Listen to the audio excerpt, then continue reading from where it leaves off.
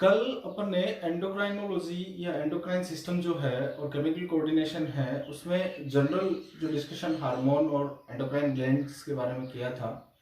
आज हम pituitary glands को स्टडी करते हैं। जो केमिकल कोऑर्डिनेशन है, केमिकल कोऑर्डिनेशन, इसके अंदर अपन ने जो जनरल डिस्कशन किया था कल हार्मोन्स वगैरह के बारे में, आज हम बात करते हैं पिट्यूटरी ग्लैंड्स के बारे में। पिट्यूटरी ग्लैंड्स के बारे में मैं आपको पिट्यूटरी ग्लैंड्स को हाइपोथैलेमस के साथ पढ़ाऊंगा। हम देखेंगे कि पिट्यूटरी ग्लैंड्स और हाइपोथैलेमस जो है वो कैसे एक दूसरे को इन्फ्लुएंस करती हैं, बहुत ज्यादा ये एक दूसरे से इंटरेक्ट होती हैं। इसलिए पिट्यूटरी ग्लैंड्स के बारे में हम लोग हाइपोथैलेमस के साथ पढ़ेंगे। आपको ये समझना होगा, दोनों को एक साथ पढ़ना पड़ेगा।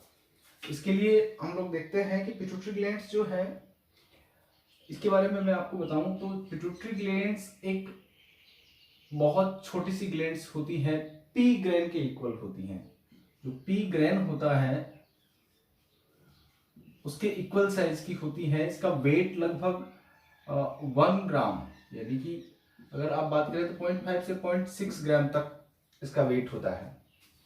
0.5 से 0.6 ग्राम तक इसका टोटल वेट होता है। अप्रोक्सीमेटली 1 ग्राम के बराबर होता है। वेरी टाइनी ऑर्गन होता है अपनी बॉडी के अंदर। बहुत छोटी सी ग्लैंड है ये। इसको मास्टर ग्लैंड भी कहते हैं। इसको क्या कहते हैं? मास्टर ग्लैंड भी कहा जाता है। ठीक है, ये नाम वेसेलियस ने दिया था, मास्टर ग्लैंड्स। इसको मैं हाइपोफाइसिस कह रहा हूं, हाइपोफाइसिस भी कहता हूं। तो ये दो चीज आपको एक समझ में आ गई होगी, जो बहुत जनरल क्वेश्चन है। Pituitary gland is also known as hypophysis and it is a master gland. मैं जनरल इसका डायग्राम बना के आपको समझाऊंगा कि इसकी एक्चुअल लोकेशन कहाँ है बॉडी के अंदर। जैसे हमने देखा होगा कि ये क्रेनियम होता है, ब्रेन जो होता है वो एक क्रेनियम से कवर्ड रहता है, जिसके अंदर ये जनरल ब्रेन होता है। और इस ब्रेन के अंदर जो अगर आप देखेंगे, ब्रेन के अंदर यहाँ पर हाइपोथैलेमस होता है और इस क्रेनियम के अंदर एक बोन होती है जिसको हम लोग स्फिनोइड बोन कहते हैं। कौन सी बोन कहते हैं? स्फिनोइड बोन होती है। इसका एक सैडल लाइक प्रोजेक्शन होता है। इस सैडल लाइक प्रोजेक्शन में ये हाइपोथैलेमस के साथ अटैच्ड रहती है।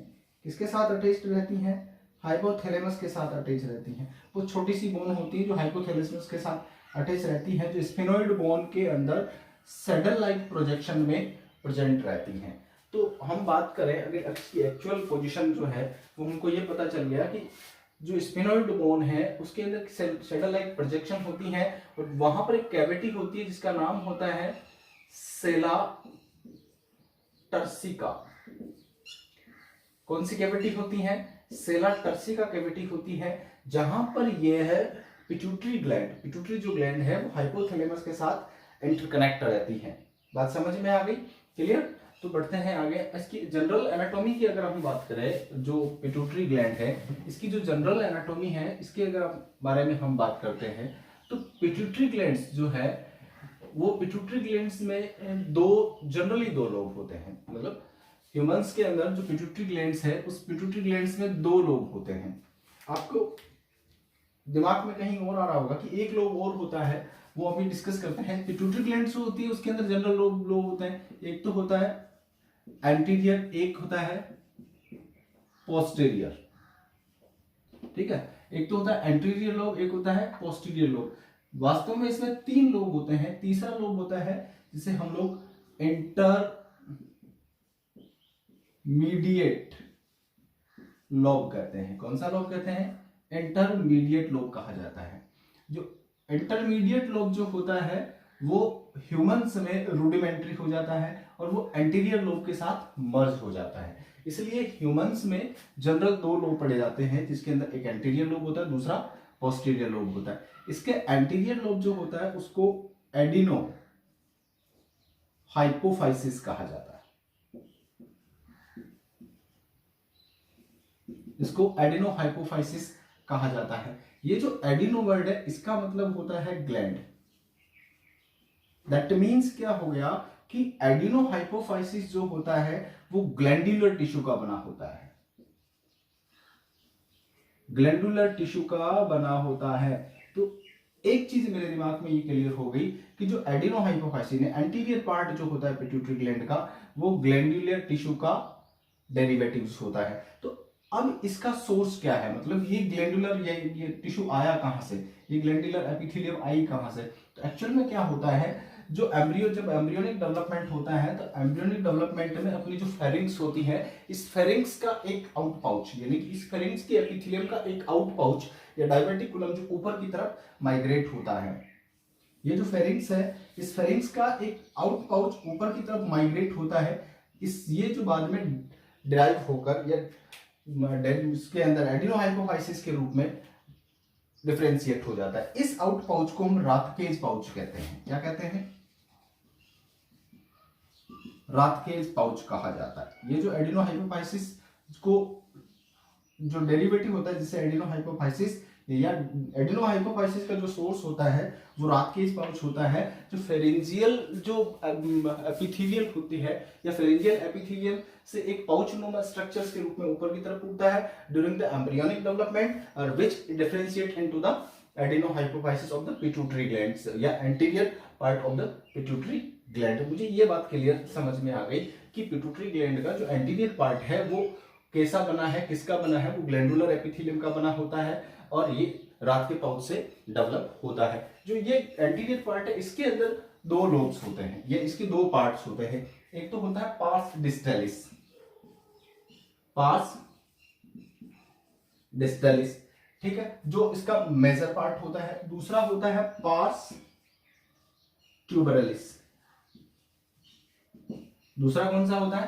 पार्स ट्यूबरलिस होता है। जो पार्स इंटरमीडिएट जो पार्ट होता है वो इसके एंटीरियर पार्ट, जिसको हम लोग पार्स डिस्टलिस कहते हैं, पार्स डिस्टलिस के साथ मर्ज हो जाता है। ह्यूमन में पार्स डिस्टलिस के साथ मर्ज हो जाता है, जिसको हम लोग पार्स इंटरमीडिएट लोब भी कहते हैं। और ये एक प्रकार का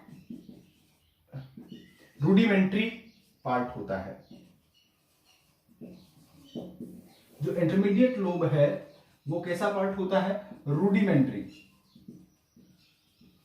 रूडिमेंट्री पार्ट होता है। तो मुझे ये समझ लेना है कि जो पिट्यूटरी ग्लैंड है उसका एंटीरियर पार्ट जिसको हम एडिनोहाइपोफाइसिस कहते हैं, ये ग्लैंडुलर टिश्यू का बना होता है, जो ग्लैंडुलर एपिथेलियम से बनता है, और ये फेरेंजियल का जो रेक्टे पाउच होता है उससे डेवलप होता है। अब बात करते हैं हम इसके पोस्टीरियर जो लोब है पिट्यूटरी ग्लैंड्स का, पोस्टीरियर पार्ट है, उसके बारे में हम लोग डिस्कस करते हैं। तो इसका जो पोस्टीरियर पार्ट होता है वो न्यूरल टिश्यू का बना होता है,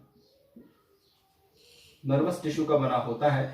इसका मतलब नर्वस टिश्यू का बना होता है, इसका मतलब ये हाइपोथैलेमस जो होती है उसी का ही डेरिवेटिव्स होता है।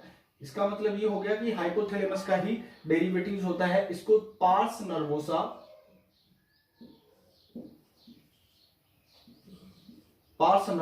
या न्यूरोहाइपोफाइसिस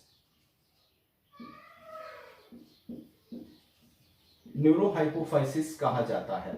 इसका जो पोस्टीरियर पार्ट है वो हाइपोथैलेमस का ही डेरिवेटिव होता है, जिसे पार्स नर्वोसा या न्यूरोहाइपोफाइसिस कहा जाता है। तो स्टूडेंट्स ये आपको एकदम क्लियर कर लेना है, दोनों जो लोब्स है इसके अंदर एकदम अच्छे से आपको डिफरेंशिएट कर लेना है कि इसका एंटीरियर पार्ट जो है वो एडिनोहाइपोफाइसिस है, पोस्टीरियर पार्ट जो है वो न्यूरोहाइपोफाइसिस है। एंटीरियर पार्ट ग्लैंडुलर टिश्यू का बना होता है, पोस्टीरियर पार्ट जो होता है वो न्यूरल टिश्यू का बना होता है, और पोस्टीरियर पार्ट जो होता है वो क्या होता है कि इसका हाइपोथैलेमस का ही डेरिवेटिव्स होता है। एक्चुअल में क्या होता है, हाइपोथैलेमस में जो हार्मोन सिक्रेट होते हैं एक्चुअल में सिंथेसाइज जो होते हैं, ऑक्सीटोसिन और वैसोप्रोसिन, उनको ट्रांसपोर्ट किया जाता है इस पोस्टीरियर पार्ट में, वहां पर स्टोर किया जाता है और रिक्वायर्ड पड़ने पर यहां से फिर बॉडी के अंदर सिक्रेट किया जाता है। तो ये दोनों चीजें आपको एकदम अच्छे से क्लियर कर लेनी चाहिए। तो हम लोगों के दिमाग में एक क्वेश्चन ये भी आता है कि पिट्यूटरी जो ग्लैंड है वो हाइपोथैलेमस के साथ इंटरकनेक्ट रहती है, किसके साथ?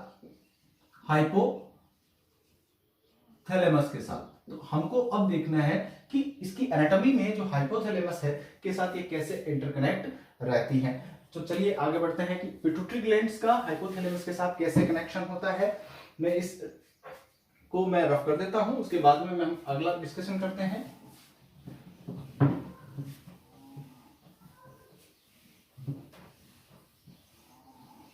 पिट्यूटरी ग्लैंड जो है वो हाइपोथैलेमस के साथ, जैसे कि हमने स्टार्टिंग में देखा था कि पिट्यूटरी ग्लैंड जो है वो स्फेनोइड बोन की सेला टर्सिका कैविटी के अंदर हाइपोथैलेमस के साथ इंटरकनेक्टेड इन्फंटिबुलम के साथ द्वारा जुड़ी रहती है। किसके द्वारा जुड़ी रहती है? The pituitary glands is connect with the hypothalamus by the infundibulum in the sella turcica cavity. Then मान लीजिए, लेट्स सी, इमेजिन कीजिए कि ये हाइपोथैलेमस है और ये मैंने पिट्यूटरी ग्लैंड का एंटीरियर लोब बनाया है। इमेजिन कीजिए this is a hypothalamus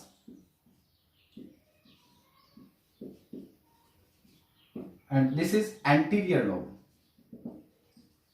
lobe of pituitary gland. ठीक है, अब इन दोनों के बीच में कनेक्शन क्या है? The hypothalamus and anterior lobe is connected bye a when which is portal vein। ठीक है, मैंने बहुत धीरे से बोला है कि हाइपोथैलेमस और पिट्यूटरी ग्लैंड जो है दोनों आपस में एक वेन से जुड़ी रहती हैं, जिसे हम लोग पोर्टल वेन कहते हैं। आपने और भी जो आगे के जो चैप्टर्स आएंगे उनके अंदर पढ़ेंगे इनके बारे में, तो what is a portal vein, what is a portal system. ठीक है, एक्चुअली क्या होता है कि मैमल्स के अंदर 3 प्रकार के पोर्टल सिस्टम्स पाए जाते हैं। एक रेनल पोर्टल सिस्टम होता है, एक हेपेटिक पोर्टल सिस्टम होता है, और तीसरा यह है एंडोक्राइनल पोर्टल सिस्टम। और ह्यूमन में 2 ही पोर्टल सिस्टम होता है, एक तो हेपेटिक पोर्टल सिस्टम जिसमें स्मॉल इंटेस्टाइन से एक वैन निकलकर लिवर को जाती है, जिसको हम लोग हेपेटिक पोर्टल सिस्टम कहते हैं। दूसरा पोर्टल सिस्टम ह्यूमन में ये होता है हाइपोथैलेमस और एंटीरियर पिट्यूटरी के बीच के अंदर। तो ये पोर्टल वेन जो है, ये पोर्टल वेन 2 ऑर्गन्स को कनेक्ट करती है, हाइपोथैलेमस को और पिट्यूटरी का एंटीरियर लोब को। ये हाइपोथैलेमस में कैपिलरी से स्टार्ट होती हैं और एंटीरियर पिट्यूटरी के अंदर कैपिलरीज में आकर डिवाइड हो जाती हैं। तो portal vein which is begins in capillary, ends in capillary and connect to different organs which is neither into the heart, मतलब जो हार्ट में ओपन नहीं होती, 2 अलग अलग ऑर्गन्स, एक ऑर्गन में कैपिलरी से स्टार्ट होकर दूसरे ऑर्गन में कैपिलरी में फिनिश हो जाती है, खत्म हो जाती है। हार्ट या हार्ट में जाने वाले डायरेक्ट किसी वेन में ओपन नहीं होती, उसको हम पोर्टल सिस्टम कहते हैं। और तो ये पोर्टल सिस्टम है, और इस पोर्टल सिस्टम को हम नाम दे रहे हैं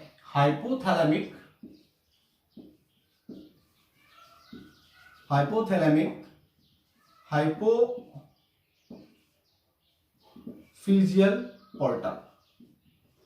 इसको हम क्या नाम दे रहे हैं? Hypothalamic hypophyseal portal.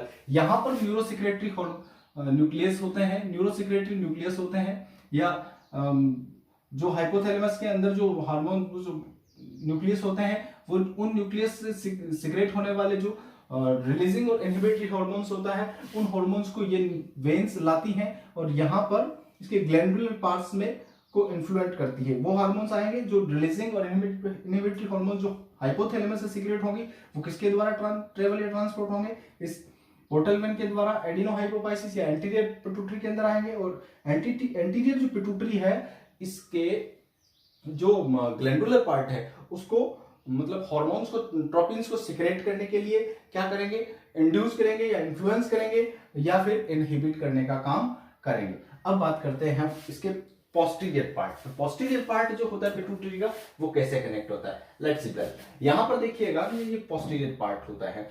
हाइपोथैलेमस के अंदर ऐसे छोटे छोटे न्यूक्लियस होते हैं, न्यूक्लियाई होते हैं जो न्यूरो सिक्रेशन का काम करते हैं। इनको SON और PVN कहा जाता है। सुप्रा ऑप्टिक न्यूक्लियाई, पेरा वेंट्रिकुलर न्यूक्लियाई। इसका नाम होता है, ऊपर वाले का सुप्रा ऑप्टिक न्यूक्लियाई है, ये वाला पेरा वेंट्रिकुलर न्यूक्लियाई है। इनसे एक्सोन्स इस इन्फंटिबुलम के अंदर की से होकर इसके पोस्टीरियर पार्ट में लटके रहते हैं, और ये इनका एक्सोन्स का टर्मिनल्स होता है जो फूला हुआ दिखाई देता है आपको। ठीक है, ये एक्सोन्स के द्वारा पोस्टीरियर पार्ट जो है हाइपोथैलेमस से कनेक्ट रहता है। इन एक्सोन्स को हम कह रहे हैं ट्रैक, हाइपोथैलेमिक हाइपोफिजियल ट्रैक का नाम देते हैं। इसका क्या नाम है? Hypothalamic hypophyseal track. जो SON मेनली सिक्रेट करता है ADH हार्मोन, और PVN यानी पैरावेंट्रिकुलर जो मेनली सिक्रेट करता है oxytocin hormone. S1 mainly secrete करता है ADH हार्मोन, और पैरावेंट्रिकुलर मेनली सिक्रेट करता है ऑक्सीटोसिन हार्मोन। ये हार्मोन्स यहां से सिंथेसाइज होते हैं और सिक्रेट होते हैं, और उनके बाद में ये एक्सोन के द्वारा ट्रांसपोर्ट किए जाते हैं इसके न्यूरोहाइपोफाइसिस पार्ट में, और यहाँ पर लाकर स्टोर किया जाता है, यहाँ पर लाकर इनको स्टोर किया जाता है, और जब रिक्वायर होती है बॉडी में तब यहाँ से फिर सिक्रेट किया जाता है। तो लेट मी एक्सप्लेनेशन। आज हमने देखा पिट्यूटरी ग्लैंड्स के जनरली दो लोब होते हैं, एक इसका एंटीरियर लोब होता है, एक इसका पोस्टीरियर लोब होता है, ठीक है। वैसे इसमें 3 लोब होते हैं, जिससे एक तीसरा लोब जो होता है वो इंटरमीडिएट लोब होता है, जो ह्यूमंस में रूडिमेंट्री होता है, वो इसके पास, इस एंटीरियर लोब के पास डिस्टेंस के साथ मर्ज होकर एक रूडिमेंट्री पार्ट्स के रूप में प्रेजेंट होता है, ठीक है। इसका जो एंटीरियर पार्ट जो होता है वो एडिनोहाइपोफाइसिस जो ग्लैंडुलर टिश्यू का बना होता है, और उस ग्लैंडुलर टिश्यू का जो सोर्स होता है वो राथकेज पाउच, जो फेरेंजियल जो होता है, फेरेंजियल एपिथेलियम से एक डायवर्टिकुलम के रूप में ऊपर की तरफ जाता है, जिसको हम लोग राथकेज पाउच कहते हैं, और उससे फिर एडिनोहाइपोफाइसिस इन्फंडिबुलम के कांटेक्ट में आकर वो पार्स डिस्टेलिस और पार्स ट्यूबरलिस में डिफरेंशिएट हो जाता है, और उसका दूसरा पार्ट जो न्यूरोहाइपोफाइसिस है वो न्यूरल नर्वल टिश्यू का बना होता है। कारण क्या होता है कि जो हाइपोथैलेमस है, जो इन्फंडिबुलम होता है, वो पीछे की तरफ ग्रोथ करके न्यूरोहाइपोफाइसिस को बनाता है, तो ये न्यूरल टिश्यू का बना होता है, इसे पार्स नर्वोसा भी कहते हैं। And both lobes are interconnected with the hypothalamus. The adenohypophysis is connected by the portal vein which is called hypothalamic hypophyseal portal, ठीक है, which is transport the releasing an inhibitory hormone which synthesized in the hypothalamus and comes into the anterior lobe of pituitary, which influence the anterior lobe of glandular part of the anterior lobes to releasing some tropins. ये ट्रोपिन्स release होंगे anterior pituitary से और other endocrine gland को influence करेंगे, ठीक है। इसका posterior part जो होता है वो जो कनेक्ट रहता है हाइपोथैलेमस से हाइपोथैलेमिक हाइपोफिजियल ट्रैक्ट के द्वारा, जो एसओएम और पीवीएन जो सुप्रा ऑप्टिक न्यूक्लियर और पैरावेंट्रिकुलर न्यूक्लियर के एक्सोन्स होते हैं, इन एक्सोन्स की जो टर्मिनल्स एंड्स होते हैं ये फूले हुए होते हैं। इन फूले हुए टर्मिनल्स को, ये जो दिख रहे हैं फूले हुए टर्मिनल्स, इन फूले हुए टर्मिनल्स को हेरिंग्स बॉडी कहा जाता है। क्या कहा जाता है? हेरिंग्स बॉडी कहा जाता है। ये जो इस जो टर्मिनल है इनको हेरिंग्स बॉडी कहते हैं। ये एक्सोन एक ट्रैक बनाते हैं, इस ट्रैक का नाम होता है hypothalamic hypophyseal tract, hypothalamic hypophyseal tract. इस ट्रैक के द्वारा एसओएम पीवीएन में सिंथेसाइज जो हार्मोन्स होते हैं उनको ट्रांसपोर्ट किया जाता है और पिट्यूटरी के जो पोस्टीरियर पार्ट है वहां पर लाकर स्टोर किया जाता है, और आवश्यकता रिक्वायरमेंट पड़ने पर इनको यहां से फिर सिक्रेट किया जाता है बॉडी के अंदर। तो आई होप कि आप लोगों को ये चैप्टर या ये टॉपिक समझ में आया होगा अच्छे से। कल या नेक्स्ट वीडियो के अंदर हम लोग इससे एडिनोहाइपोफाइसिस से सिक्रेट होने वाले हार्मोन्स के बारे में डिस्कस करेंगे। तब तक के लिए धन्यवाद।